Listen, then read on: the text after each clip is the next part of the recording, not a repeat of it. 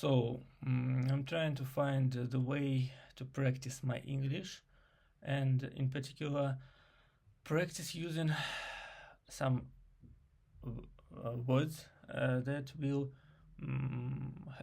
help me to express my thoughts more in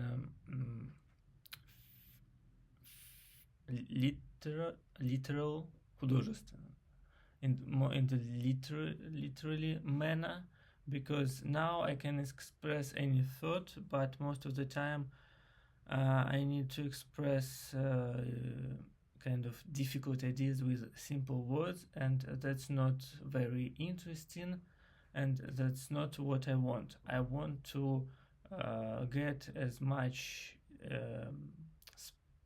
particular words for some particular ideas and to use them. It's not like I can learn them by heart and then remember when I need them. First, I need to find these words and then kind of learn by heart the sentence where these words are used. Of course, I can't guarantee that I will learn. Yeah, I had the idea. I have the idea of going through this 4,000 words once more, because they have the examples in English, and maybe it will be quite useful for me. Anyway, the idea to go through the words that are more difficult than just beautiful, to do something, make something, and so on. Learn the sentences with these words, and then a couple of times, and then forget about these sentences, but because I used them this couple of times, they had some imprint in my mind. So maybe in the future, when I use these words in different sentences, trying to remember them, they will become active for me, because I don't have other ways of practicing my English. I don't have enough spoken practice, and even I had this type, I can't be prepared for everything I want to talk about just from my head. I need to learn them beforehand and kind of sink these sentences, these patterns into my mind. Yeah. But I can practice the expressing of the ideas with the words that I already knew, and to do this I need something that can that can generate these ideas for me, because now it's kind of hard for me to create the idea inside my mind, talking to myself like in this video. It's much easier for me to answer for someone's stimulus, because I didn't think about creating the topic, the idea. I just answer the question, because somehow the idea just pops up in my head when I hear the answer. So now I took this wonderful the history of ancient world. This is a Soviet textbook that my mother learned when she was in her school. Yeah, this book was bought when my mother was 11 years old. It's just the time for the 5th grade, and this book is for the 5th grade. It was published in 1970 in Moscow, and I read this book for my history of the classes in my 5th grade, because our contemporary textbooks were very poor in the information. This textbook has lots of additional information about the history of the world, of ancient world. I don't know why, but somehow all this information is quite interesting and it's enough to get the feeling of the world. But in contemporary textbooks, the information was very scarce,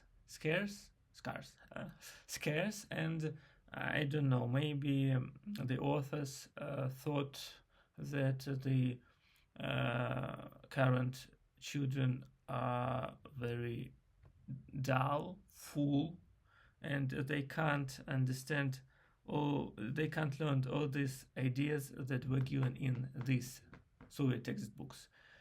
The minus, the disadvantage, the negative part of this book is that it sometimes is concentrated on these Soviet ideas, like not just talking about the slavery in the ancient Rome, but about the comparison between the ancient Rome and the wonderful social society where every people are, where every person, where all people are equal, where there is no slavery and or other stuff. But if you ignore these things, this book is quite interesting, and really it has lots of wonderful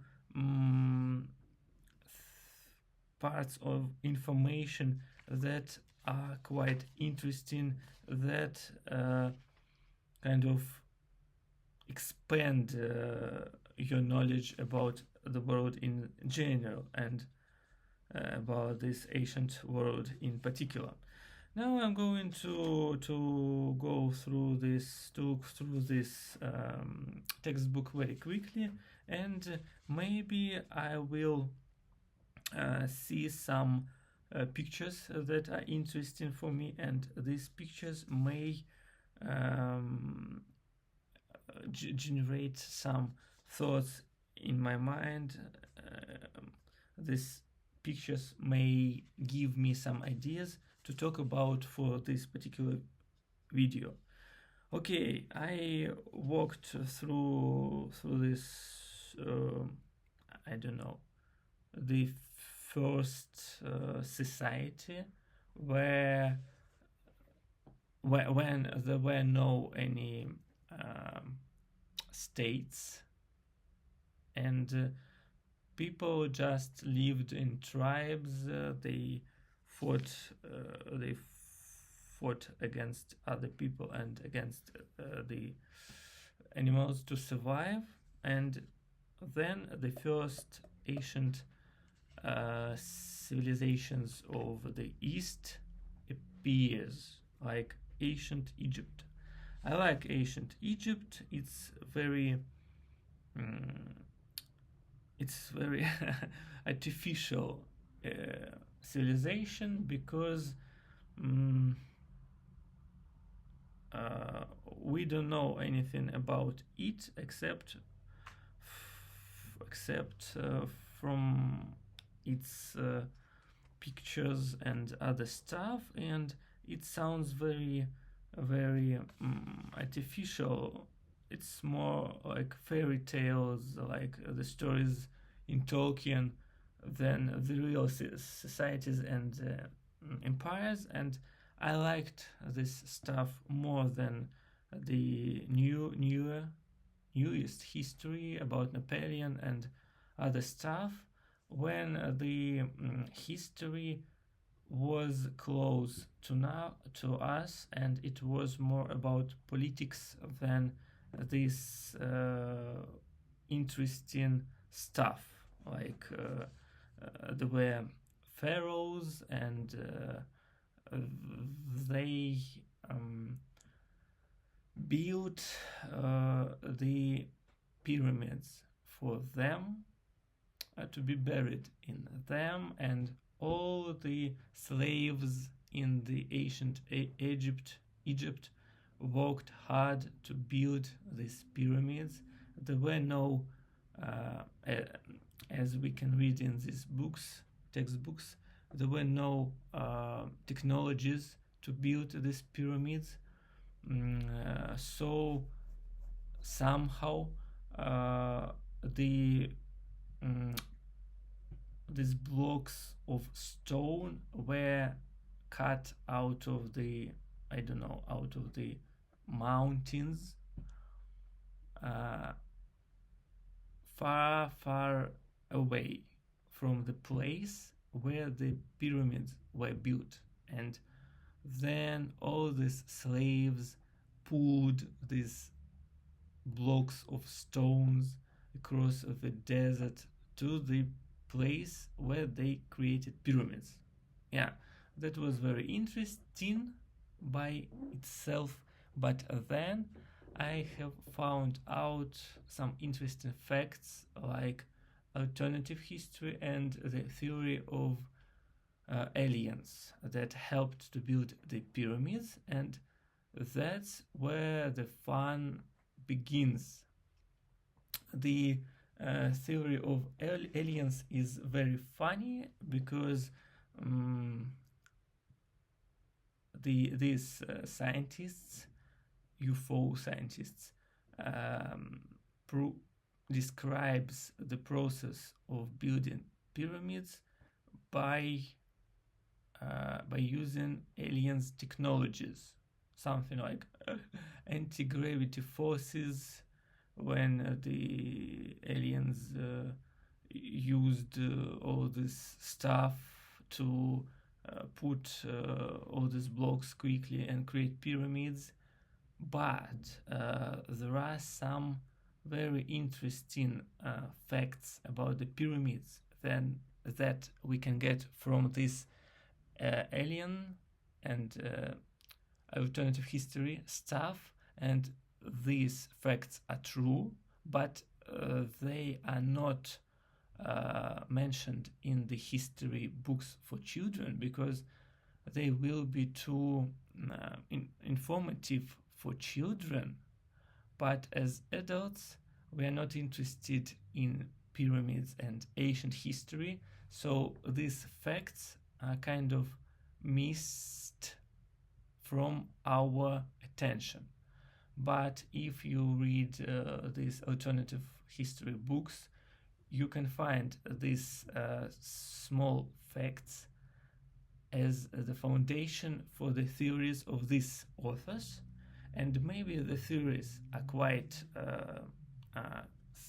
wrong, simple, and just artificial, but the facts that they use to create these theories are quite interesting. And these facts are real facts. They're not created or imagined for these theories.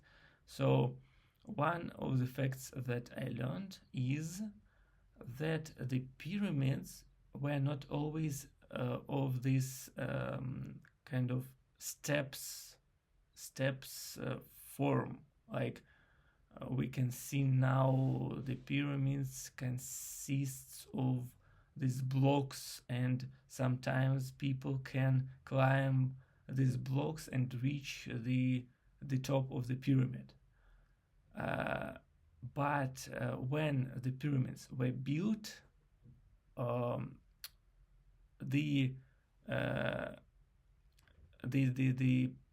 surface of them was filled with I don't know the name of the material, but this white material that created the plain surface of the pyramid like a real geometrical figure. It wasn't about these steps, it was like the surface of the glass, but made with this material. And this material was white, and the pyramids, when they were built, these three giant pyramids of Khufu and two others, and other pyramids throughout the Egypt, they all were of this pyramid form with beautiful white sides, 4 white sides. And when the sun shone in the sky, it reflected these white sides, and it can be we can imagine how beautiful it was when all this white side was glittering with white light. And then, when the Egypt was conquered by ancient Greece, and then it was forgotten till the Napoleon went to Egypt, and he shot from the cannons into the face of this Sphinx for some reason. And then the Napoleon took many of these Egyptian things, statues, and other stuff into the Louvre, into France. Then the Europe discovered Egypt again, and then Champollion deciphered the Egyptian language, and the interest to the Egypt began again. But since the ancient Greece and throughout all the Middle Ages, this stuff in the Egypt was in in the state of forgottenness. No one really remembered about this great empire, and some nomads maybe who traveled through the Egypt, like Arabs who added the Egypt to the Arab Empire. They raided the pyramids. They take off these white materials from the pyramids, and only the stones were left. Yeah, that's kind of sad, but these alternative authors argue that these white pyramids were created not just because it was some aesthetic architectural decision, but because in the desert, where there is no any clouds during most of the year, these white pyramids are seen from everywhere, and especially if this ancient alien, I don't know who, people from the space who came to our Earth 3,000 years ago, and they had these technologies of moving throughout the space, and they were like gods for us. They were like like gods. So these people could use these pyramids as the, let's say, beacons to determine where the Egypt was from the sky. And there is another knowledge that somewhere near the Egypt there is Baalbek, which is in the Syria maybe, and Baalbek is about huge stone blocks, very huge and very heavy, like 800 tons, and they are just lay on the ground. And the scientists do not know what is these constructions are about, but these alien authors think that these huge concrete structures can be used as the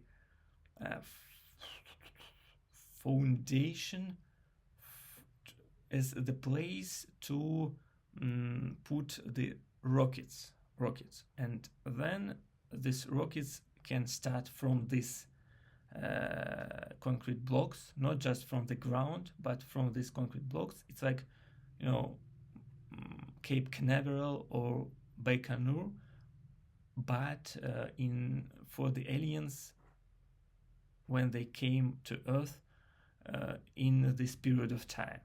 And when such rocket travels from this Baalbek, to through the sky, maybe when these people from the outer space with the sophisticated technologies came to Earth, they used this Baalbek as the base to stop their rockets and to find it from the space. They can see the pyramids on the in the deserts, and these pyramids were reflected. No, these pyramids reflected the sun. They were very noticeable from high above, from the atmosphere. So these people just stopped just landed their spaceships in the Baalbek. And there is a history. There is some theory that the pyramids,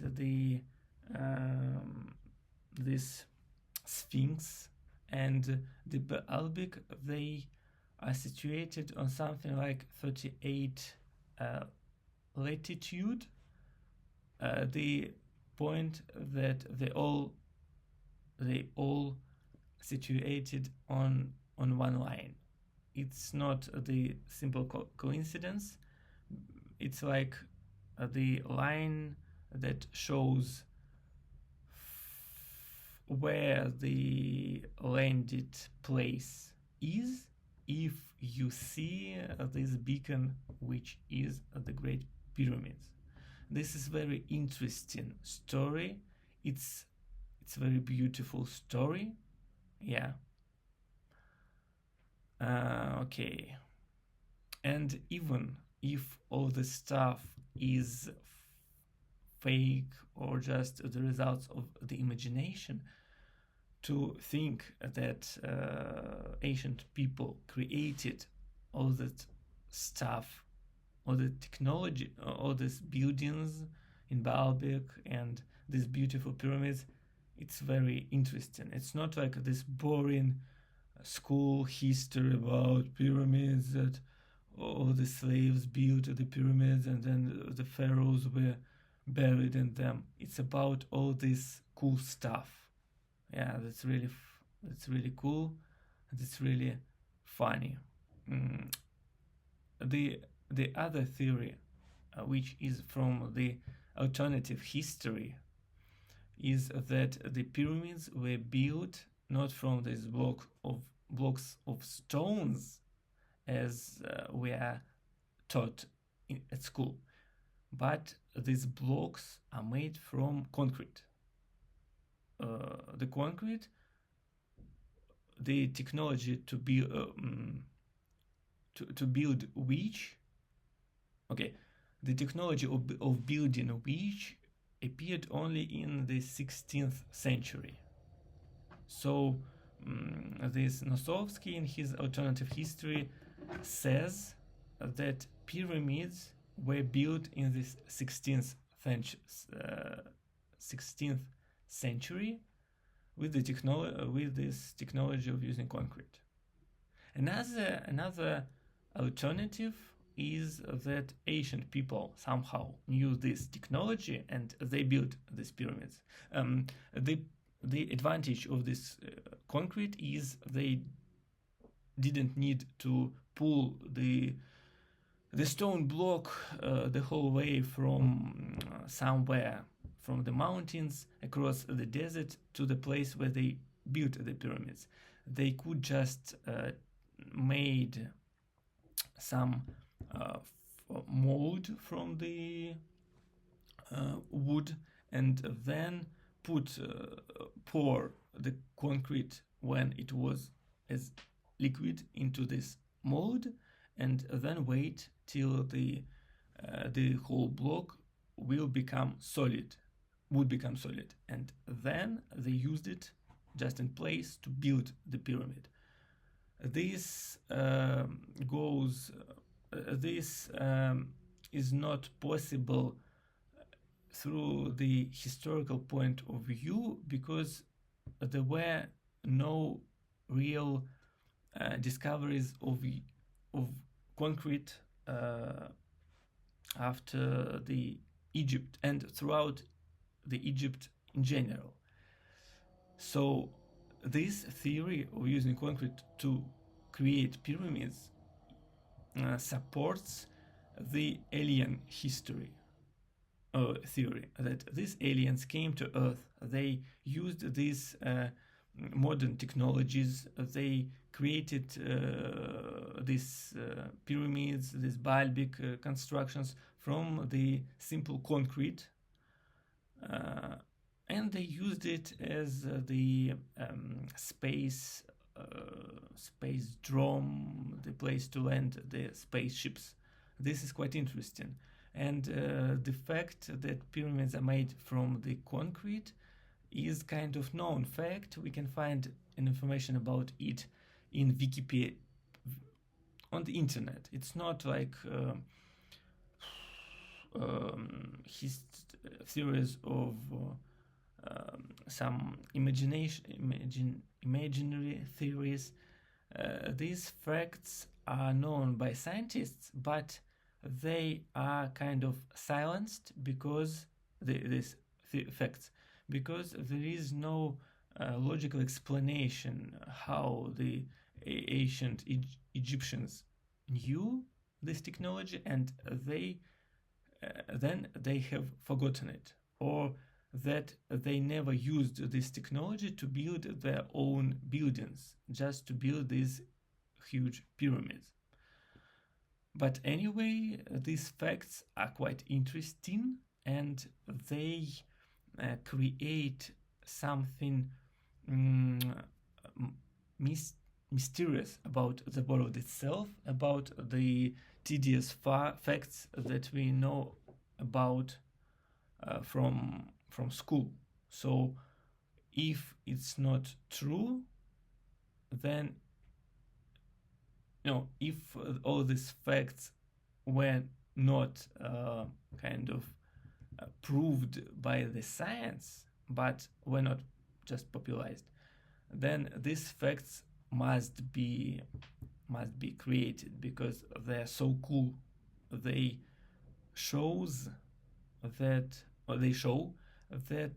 the life is more than just going to work, paying taxes, watching the television. There is something more about the life, like the Matrix, but in the way which is more about the real world than the fantastic theory. Maybe somewhere in this space there are these high technological civilizations, and they just don't show themselves to us. It's like we can find somewhere on Earth some tribes that do not know about the politics, television, internet. They just live the way their ancestors lived, and that doesn't mean that the modern world does not exist. They don't know about this modern world, but it exists anyway.